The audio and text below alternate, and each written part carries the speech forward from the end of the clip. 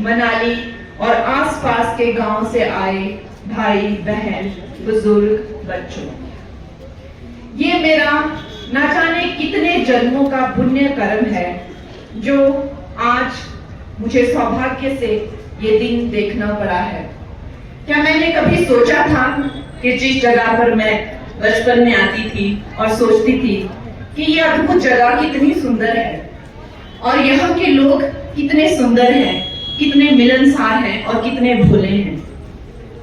उस वक्त मेरा मन हुआ था जो मनु ऋषि की जो ये तप भूमि है, हिडिंबा माता की जो ये भूमि है, इससे मैं किसी न किसी तरीके से जुड़ूं, इससे मेरा संबंध बने। और अवश्य ही वो दिन आया जब मुझे शहरों में बहुत ऊंचा मुकाम मिला, तो मेरा दिल ऐसा हुआ कि मैं गांव के किसी छोटे से कोने में जाकर गांव का एक सामान्य जीवन जीऊं और वहां के शहर के शोर शराबे से दूर कहीं अपना घर मनाली के किसी कोने में बनाऊं। और ऐसी कार्तिकेय स्वामी की भी कृपा मुझ पर हुई कि सिमसा गांव में मुझे जमीन मिली। गोविंद ठाकुर जी मेरे निकटतम पड़ोसी हैं, रवि जी भी मेरे पड़ोसी हैं। और ये इतनी विचित्र घटना है कि मेरे माता पिता जानते हैं कि जब हम वहां भूमि पूजन कर रहे थे और समस्त सिमसा गांव वाले भी, हमारे पंडित जी भी हैं जो कार्तिकेय स्वामी जी के मंदिर की पूजा पाठ करते हैं, कि वहां पे जब हमने पूजा के लिए नारियल रखा तो वो नारियल स्वयं ही फूटकर 2 टुकड़ों में हो गया। तो ऐसी विचित्र घटना जब वो हुई, जब मैंने कार्तिकेय स्वामी जी का आशीर्वाद पाया और उस गांव में मैंने घर बनाया, तो इतना सुकून, इतना अपनापन मुझे अवश्य ही पूरे विश्व में कहीं नहीं मिला है। तो मैं ये समझती हूँ कि मनाली मेरा घर है और यहाँ मेरा अपना घर है। तो अक्सर मेरे माता पिता कहते हैं कि तुम वहां पे अकेली क्या करोगी, हम तो सब नीचे हैं, तुम वहां पे अकेली क्यों रहती हो, तुम्हारा वहां पे अपना कौन है। तो मैं कहती हूँ कि मनाली का बच्चा बच्चा, मनाली का हर जन जन मेरा अपना है। तो दोस्तों, इस मनाली में आकर मुझे कभी भी परायापन महसूस नहीं हुआ और इसीलिए अब मैं प्रीनी में भी आप लोगों के आशीर्वाद से कुछ छोटा मोटा शुरू कर रही हूँ, एक रेस्टोरेंट। दोस्तों, नवरात्रि का ये 3रा दिन है। इस पावन तृतीय नवरात्रि पे आपको पता है पूरा देश जो है वो देवी की पूजा में लीन है। माता का है, छोटी छोटी बच्चियों को लाकर उनके पैर धोए जा रहे हैं, उनको शालुए दिए जा रहे हैं, टीकू दिए जा रहे हैं, बिंदिया लगाई जा रही है, प्रसाद और दक्षिणा दी जा रही है। इस तरह से हर जगह नारी शक्ति की जो है पूजा हो रही है, वंदन हो रहा है। लेकिन जो कांग्रेस की महिला विरोधी सोच है, जो उनकी दुष्ट सोच है, वो नवरात्रि में भी उस दुष्ट सोच को कोई विराम नहीं देते हैं। जब से मेरा नाम अनाउंस हुआ है, इनके इतनी मिर्ची लग रही है, इतनी मिर्ची लग रही है कि दिन रात मुझे अपमानित करने में, दिन रात मुझे कलंकित करने में, मुझे दोष लगाने में दिन रात लगे हुए हैं। नवरात्रों में भी इनको चैन नहीं है। जैसे मेरी बहन धनेश्वरी जी ने कहा कि एक बड़ा पप्पू है दिल्ली में, लेकिन हमारे यहाँ मांस खाती हूँ और उसके पास एक वीडियो है, तो वो वीडियो दिखाता क्यों नहीं है? उसके पास कोई तो इस चीज का प्रमाण होगा कि उसने मुझे गौ मांस खाते हुए कहां देखा। कोई रेस्टोरेंट का बिल होगा, कोई फोटो होगा, कोई इंटरव्यू होगा।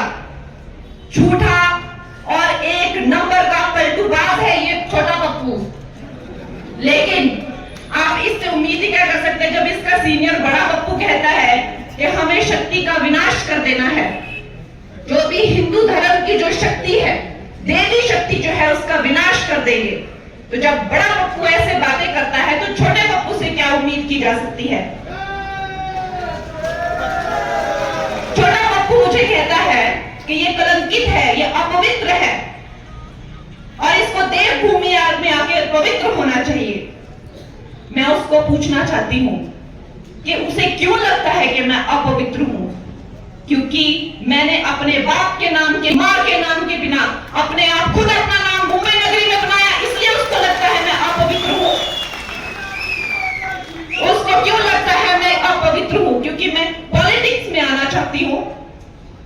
उसकी क्यों जलती है कि मैं पॉलिटिक्स में आना चाहती हूं। मैं अपनी महिला बहनों को पूछना चाहती हूं कि ये जो पुरुष प्रधान समाज है, आज तक हमने इनको वोट दिए हैं, आज तक हमने सब सपोर्ट किया है, लेकिन आप अपनी आंखें बंद कीजिए और अपने आप से पूछिए, जब आप सोचते हैं कि सेंटर में कितनी महिलाएं हैं, मिनिस्टर कितनी महिलाएं आपके सामने आती हैं, 2-3। आप जब राज्य में सोचते हैं कितनी महिलाएं मंत्री या मुख्यमंत्री हैं, कितनी महिलाएं आपके आंखों के सामने आती हैं, 2-3। यही क्या हमारी बेटियों का भविष्य है?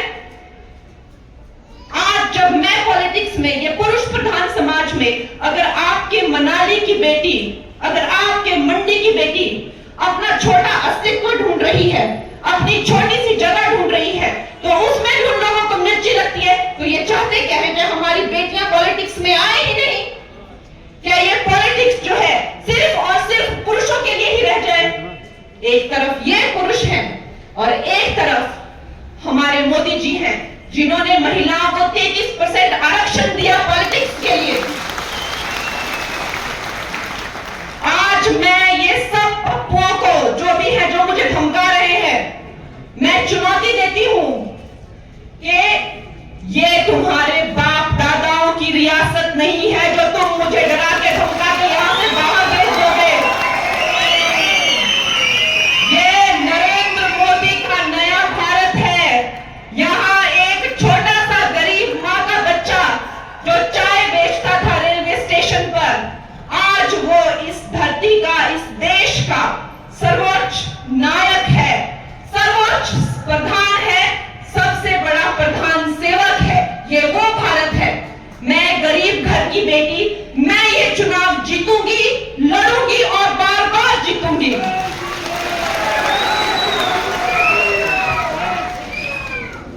ऐसे राजा बेटा मुझे बहुत मिले हैं, यही नहीं मिले, हर जगह मिले हैं। फिल्म इंडस्ट्री में भी इन राजा बेटाओं को मुझसे बड़ी प्रॉब्लम थी। वहां पे महिलाओं का शोषण करने का प्रचलन था, किया जाता था, चुप करा के भगा दिया जाता था।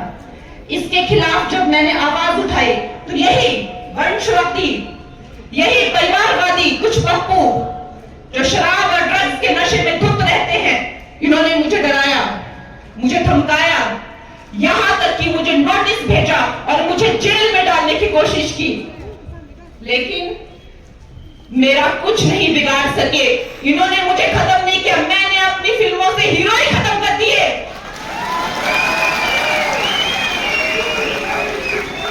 मैंने ऐसी ऐसी फिल्में बनाई जिनमें से मैंने हीरो ही खत्म कर दिए। और मेरा साथ किसने दिया? मेरा साथ इस भारत की जनता ने दिया, एक एक नागरिक ने दिया, और फिर भी मेरी फिल्मों को सफल बनाया। फिर एक और पप्पू मेरी जिंदगी में आए, उद्धव ठाकरे, जिन्होंने मुझे फिर डराया, फिर धमकाया, यहां तक कि उन्होंने मेरा घर तक तोड़ दिया। लेकिन आज वो भी ये तमाशा देख रहे हैं कि उनके जैसे, उनकी जाति के कितने बिगड़े हुए बिगड़ैल मुझे डराने की कोशिश कर रहे हैं, लेकिन फिर भी मैं इस मंच पे हूं और फिर भी मेरे पास पूरा जनता का साथ है। तो मैं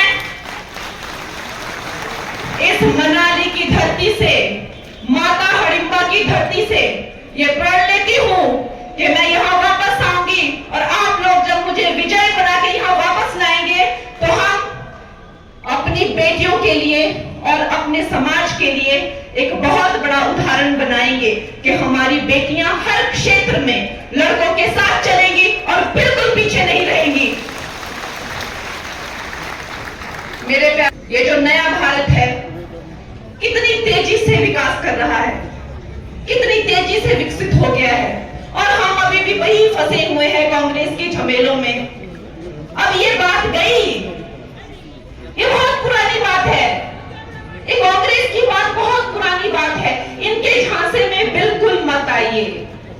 इन्होंने आपकी मासूमियत का और आपकी शराफत का फायदा ही उठाया है। कहां मिले आपको 1500 रुपए, कहां मिली आपको नौकरियां? इन लोगों के झांसे में मत, सारे देश ने इनसे मुंह फेर लिया है। अब आप लोग वापस उस दुनिया में मत जाइए जिस दुनिया में हमारा भारत भ्रष्टाचार से, गरीबी से और करप्शन से पूरी तरह से पीड़ित था। वापस उस जगह मत जाइए। अब हम बहुत आगे निकल चुके हैं। वो करप्शन की महामारी से हम बहुत आगे निकल चुके हैं। कहाँ तो हम 11वें नंबर पे थे, अब हम 5वें से तीसरे से पहले नंबर की बातें कर रहे हैं। ऐसी इकोनॉमी हम बन रहे हैं। नेशनल हाईवे यहाँ पे देखिए मनाली में क्या कितने सारे रोड्स आ गए हैं। हमारी जो बहनें हैं, हमारी जो बेटियां हैं, उनको शौचालय से लेकर, मकान से लेकर, गैस सिलेंडर से लेकर, पानी के कनेक्शन से लेकर, बिजली से लेकर, अरे इन्होंने तो, कांग्रेस वालों ने तो बिजली का कोयला तक खा लिया। हर स्कैम से, हर करप्शन ने इन्होंने कुछ नहीं छोड़ा। जब आजादी के 70 सालों तक भी हजारों गांव में बिजली नहीं थी और वो बिजली गांव में लाकर दी नरेंद्र मोदी जी ने। जब सब कुछ ही हमें नरेंद्र मोदी देते हैं तो हम फिर किसी और को वोट क्यों दें? दोस्तों, ये हमारा बहुत बड़ा मौका है। ये हमारा वो मौका है जब आपको अपनी बेटी को आगे करके देखिए। जो मेंबर ऑफ पार्लियामेंट होता है वो सेंटर से कनेक्टेड होता है और सेंटर में जिस काम तो वही कर पाएगा। और ये सारा दुनिया जानती है, सिर्फ भारत नहीं, सारी दुनिया जानती है कि आएगा तो मोदी ही।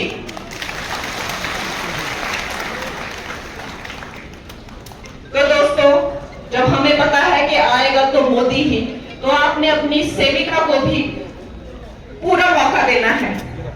और ये जो लोग कहते हैं कि आती है और ढिंचक ढिंचक करती है, मैं उस बंदे को बुलाना चाहती हूँ और उसको अपनी फिल्म का मैं एक सीन दूंगी। और अगर वो मेरी फिल्म का वो सीन कर दे तो राजनीति तो क्या, मैं भारत छोड़ के चली जाऊंगी। अगर वो मेरी फिल्म का एक सीन जो मैं उसको दूं तो अगर वो कर दे तो राजनीति तो क्या, मैं भारत छोड़ के चले जाऊंगी। कला हमें नहीं हम कला को नहीं चुनते हैं, कला हमें चुनती है। कला साक्षात सरस्वती है।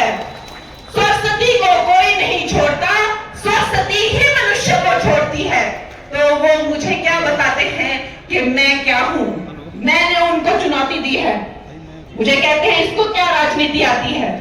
अरे मैं पूछती हूं तुम्हारे पास क्या डिग्री है राजनीति की? मुझे दिखाओ। तुमने राजनीति में डॉक्टरेट की है क्या? क्या आता है तुम्हें? मुझे दिखाओ वो डिग्री। राजनीति एक भाव है, सेवा करने का एक भाव है जो राजा में आ सकता है, रक्त में आ सकता है, अनारी में आ सकता है, भिखारी में आ सकता है, नारी में आ सकता है, बच्चे में आ सकता है। राजनीति सिर्फ एक भाव है। तो मुझ में आ गया। तुम कौन होते हो मुझे पूछने वाले कि मुझे राजनीति आती है कि नहीं? मुझे राजनीति आती है कि नहीं? मैं लोगों की सेवा करूंगी कि नहीं? ये लोग जानना चाहते हैं। इनकी ये इच्छा पूरी की जाएगी। 4 जून के बाद में इनको डेमो दी जाएगी कि मैं कैसी राजनीति करती हूं। मुझे राजनीति आती है कि नहीं, मुझे लोगों की सेवा करनी आती है कि नहीं, इनको डेमो दिया जाएगा और ये देखेंगे और आप देखते रहेंगे, देखते ही रहेंगे।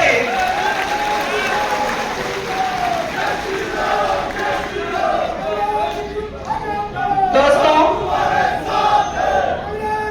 मुझे जब मैं इस जगह पे आई थी तो मैंने नहीं सोचा था कि ये गांव के लोग, इस शहर के लोग मुझे अपनाएंगे या अपना समझेंगे या अपना बनाएंगे। लेकिन देखिए क्या कार्तिकेय भगवान की कृपा हुई है, क्या माता हडिम्बा की कृपा हुई है कि मेरे गांव से भी बढ़कर न जाने कितने लोग, कितने गांव मेरे। सोमलता और मनाली का आशा बड़ी खुश हुई। तेया मनाली का और तेया भी एक आशा से ही, और उस आशा भी आशा बड़ी खुश हुई कि इंसान मिली है।